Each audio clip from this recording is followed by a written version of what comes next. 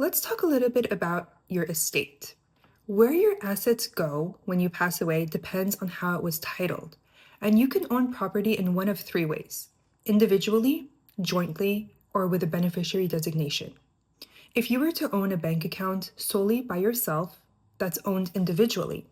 If you own a bank account with your spouse, for example, that's owned jointly.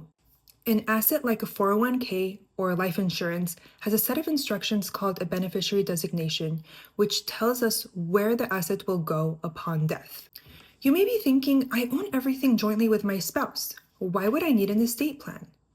It's true that probate is avoided at the death of the first spouse if everything is owned jointly. However, probate is not avoided at the death of the second spouse, or if both spouses end up passing away at the same time. This is why estate planning is so important. And yes, with life insurance, there is a built-in estate plan.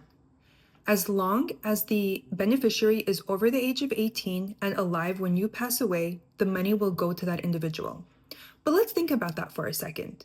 Let's say you have a $500,000 life insurance policy and your 20-year-old son is the beneficiary on that life insurance policy.